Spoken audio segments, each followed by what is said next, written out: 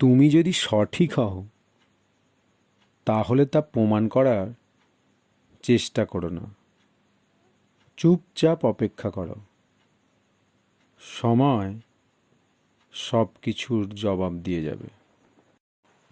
প্রতিশোধের তৃপ্তি ক্ষণিকের হয়, ক্ষমার তৃপ্তি আজীবন বিরাজ করে। ভুল মানুষের সাথে চলার চেয়ে একা বসে থাকা অনেক ভালো। পাওয়া কাকে বলে? যে মানুষ জানে না ছোঁয়াকেই সে পাওয়া মনে করে। শরীরের সবচেয়ে দামি অংশ হলো হৃদয়। সেখানে থাকার যোগ্যতা সবার থাকে না। কষ্ট যদি দাও হে প্রভু, শক্তি দিও সহি বাড়ে। তুমি যদি কাউকে ভালোবাসো তবে তাকে ছেড়ে দাও। যদি সে তোমার কাছে ফিরে আসে তবে সে তোমার ছিল,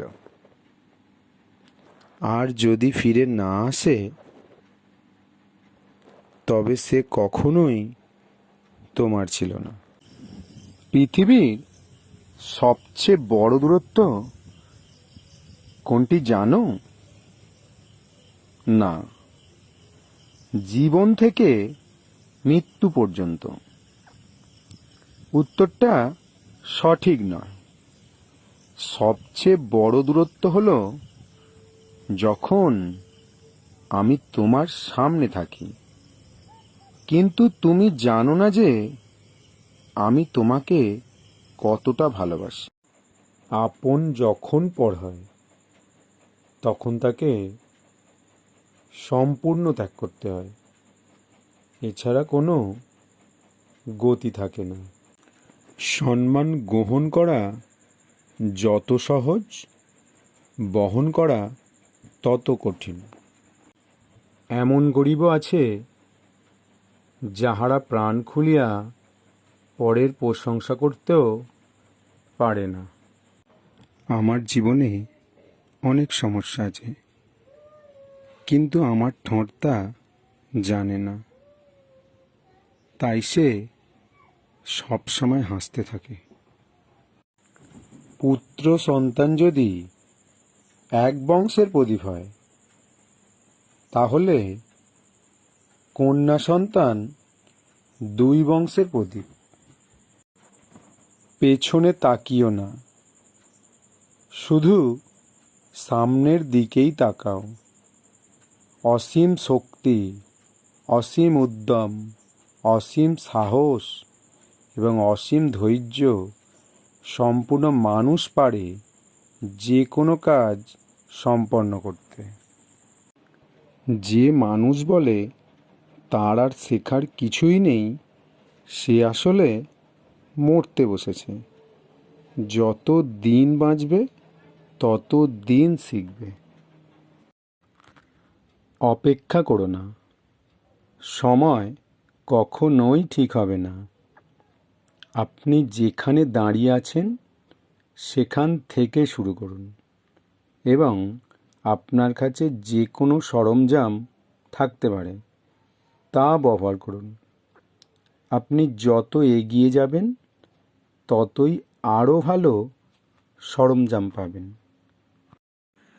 ধৈর্য, অধ্যবসায় এবং ঘাম সফলতার জন্য একটি অপরাজেয় সমন্বয় তৈরি করে। বড় বড় ডিগ্রি অর্জন করে কি হবে, মন আর বিবেকটা যদি অশিক্ষিত হয়? অনেক কিছু ফিরে আসে, ফিরিয়ে আনা যায়, কিন্তু সময়কে ফিরিয়ে আনা যায় না।